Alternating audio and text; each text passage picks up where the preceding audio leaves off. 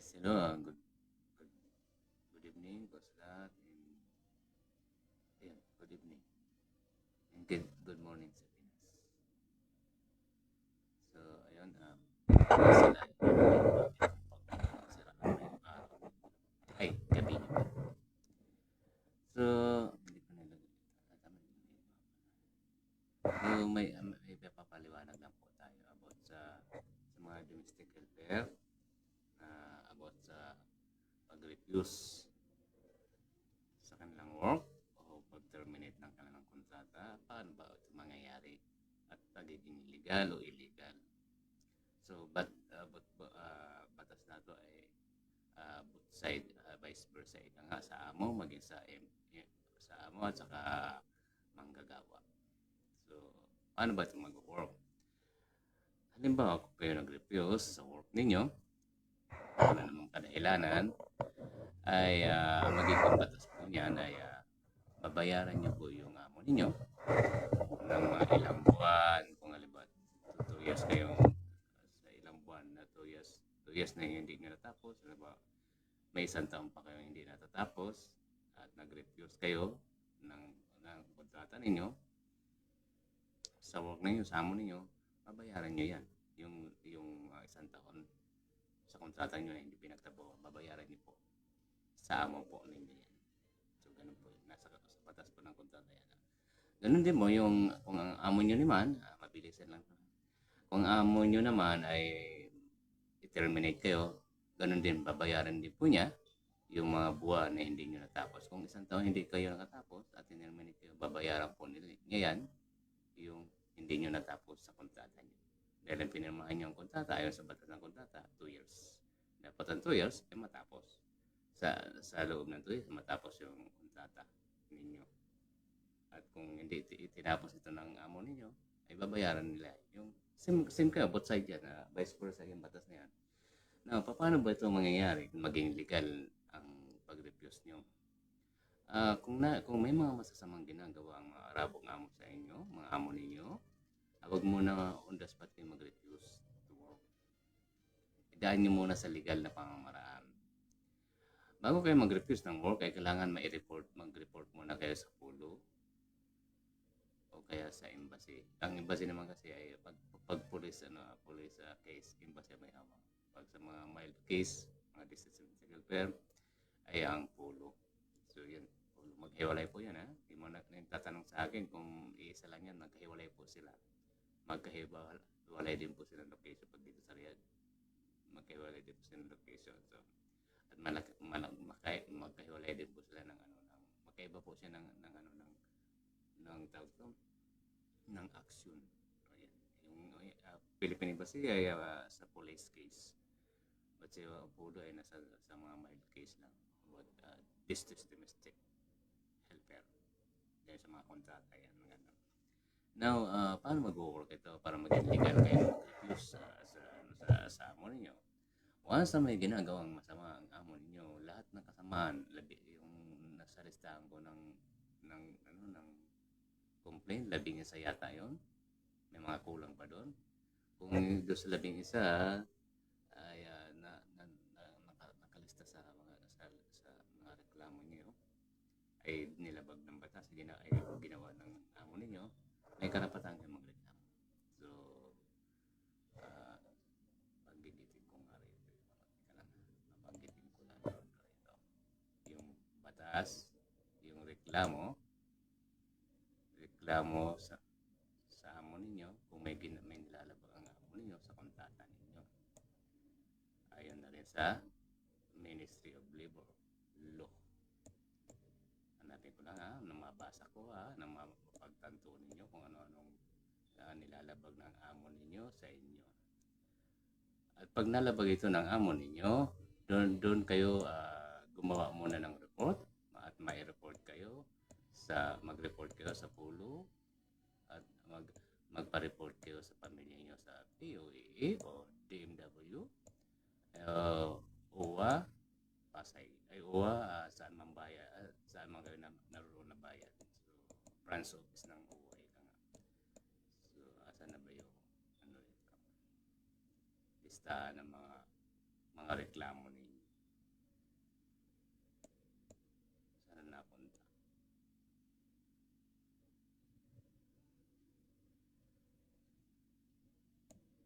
Kasi may hindi sana ako magtato. Hindi sana ako live. Kaso may nakita akong post tinatanong about refusal ng kontrata. Kung paano isasagawa. At nabanggit niya doon sa may reklamo siya. May nilalabag na batas yung amo niya. Para maging legal at hindi siya mabaliktad, kailangan mag-report muna siya sa pulo. Ibig sabihin, mauna muna mag-report sa pulo bago magsagawa ng titigil work. Kasi ina-advise din niya ng totoong yung mga nagmamalasakit na agency sa iyo, maging pulo, ina-advise din niya na once may reklamo na kayo sa amo niyo, kapag submit na kayo ng reklamo, may karapatan na kayo mag-stop work. Ito yung mga listahan ng maaaring labagin ng dami pala nito. 17 pala sila, hindi pala 11. Una, ito yung violation ng kontrata. Violation of contract. Pangalawa, number 2, medical health problem. Number 3, long working hours. Number 4, maltreatment. Number 5, non-payment of salary. Number 6, overwork. Ito yung usaping rest day. Dapat may rest day kayo. Ngayon, kung nag-work ka sa rest day, complete yung araw, yung 7 days, mabayaran dapat ng amo nyo isang araw.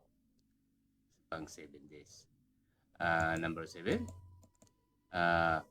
reduction of salary. And number 8, being lock up. Yan. Kinukulong kayo ng mga amo ninyo. Marami nangyayari dito. Prevented from returning. Yan. Verbal abuse. Delay in payment of salaries, overtime pay. Poor working condition.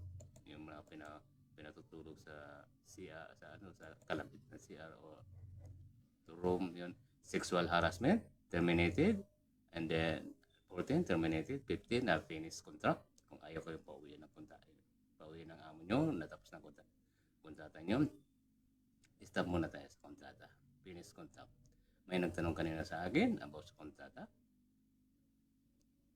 Ayan.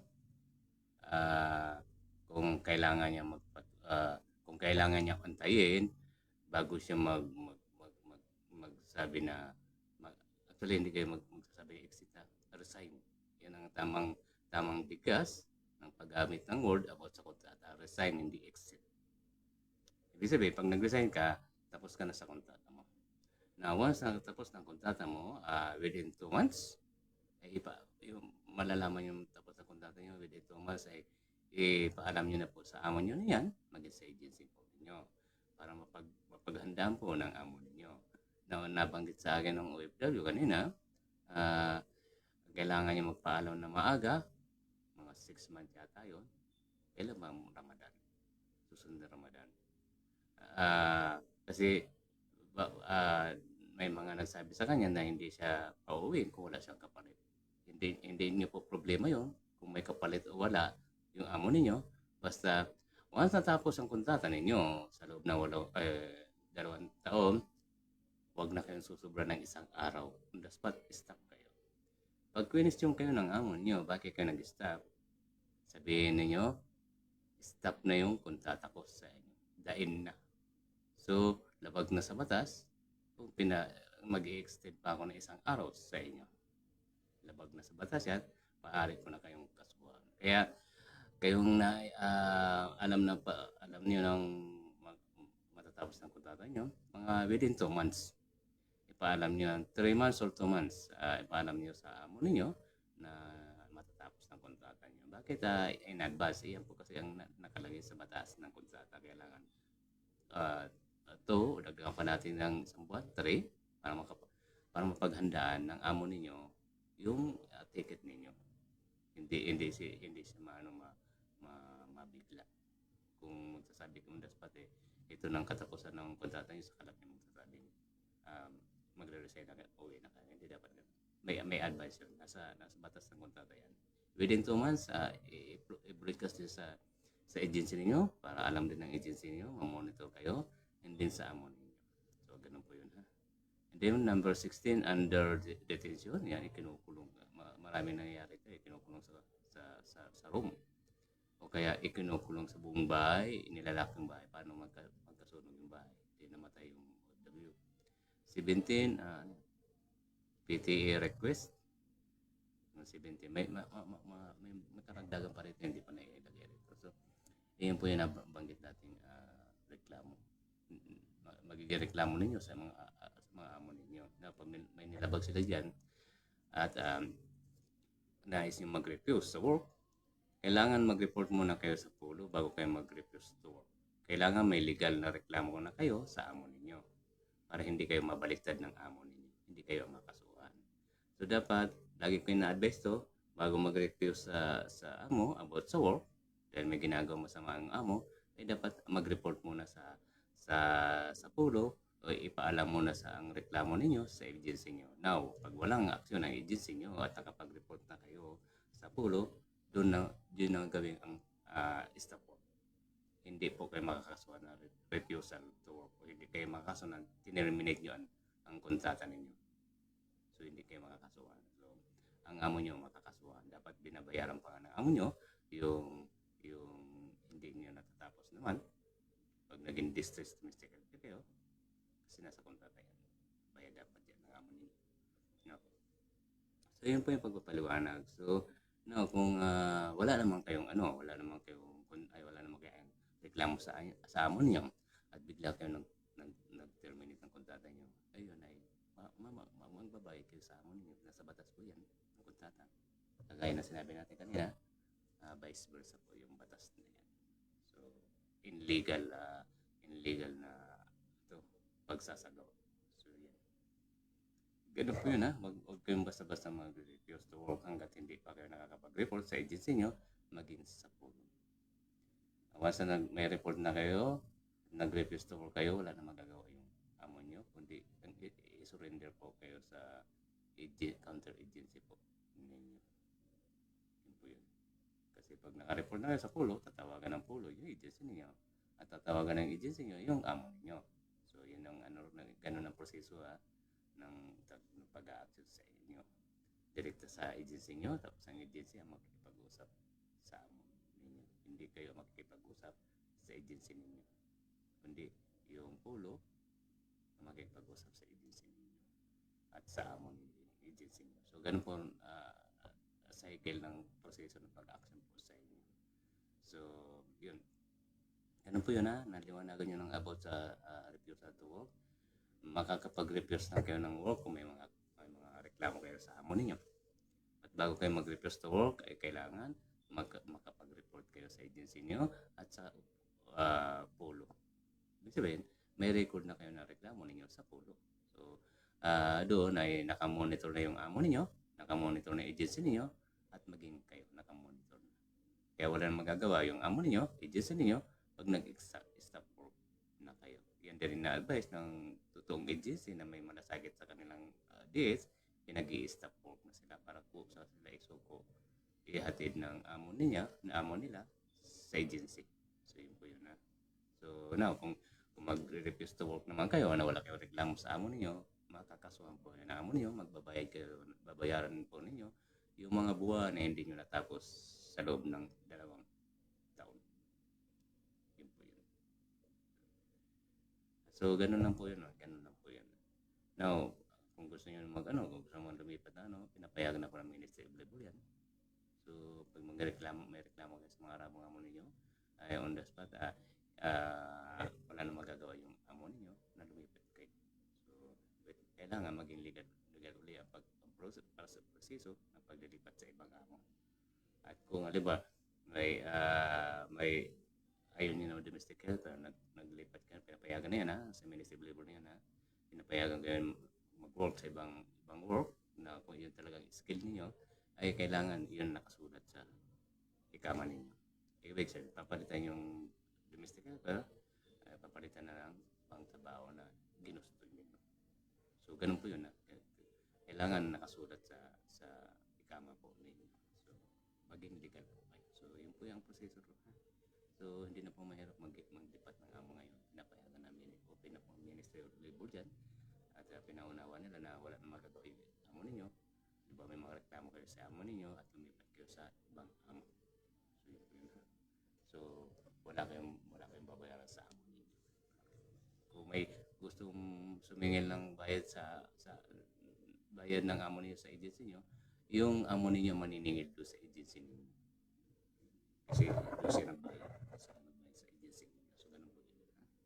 So, yun, malino na po ha, refusal to work. So, pag muna kayo magre-refuse hanggat hindi kayo nakapag-report sa pulo o naka-report sa pulo, maging pamilya nyo hindi nakapag-report sa UWA o POE o DMW Pinas. So, yun po yun. Report muna bago sa refusal to work para maging legal, hindi kayo mabaliktad ng amo ninyo. So, yung ganun po yun. Pag terminate naman kayo, pwede nyo kasuhan yung amo niyo sa agency nyo, maging sa pulo. Hingin yung bayad na dapat nyo lang bayaran sa taon na hindi nyo natapos dahil terminate kayo. Ganun po, sa walang kadahilan. So, hindi mo nyo malaman ang dahilan kung bakit terminate. May mga amo kasi na tiniterminate kayo kasi hindi nila kaya magpasahod. So, ganun po yun. Kaya, ang ginagawa nila, ibinibintay sa ibang ano. Gusto lang mabawi yung pinambayad nila sa agency. Ganun po yun, mga karakas na mga Arabong amo. So, dapat nalalaman po. Yan, ha? So, ayun lang, maraming salamat sa nakapagbigay na naman po tayo ng positibong advice. But may mensahe kanina rito sila na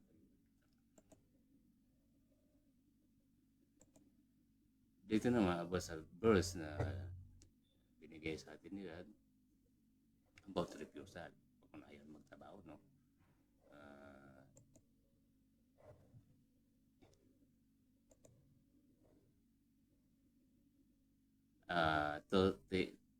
To Thessalonians chapter 3 verse 10, sapagkat kahit noong kami kasama pa ninyo, ibinigay na namin ang utos na ito.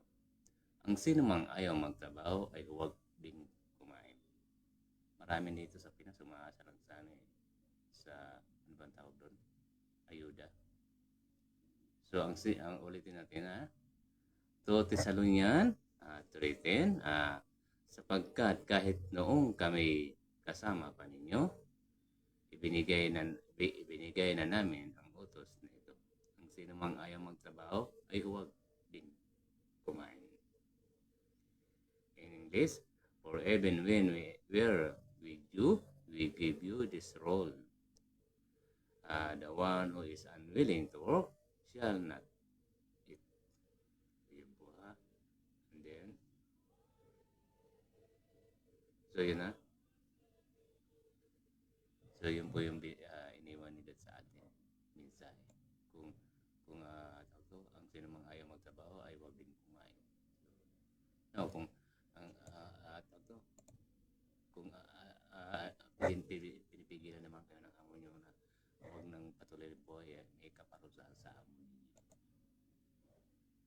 Ginagawa kayo ng masama ng amo ninyo. So yun po yun. Ayun lang po. Maraming salamat and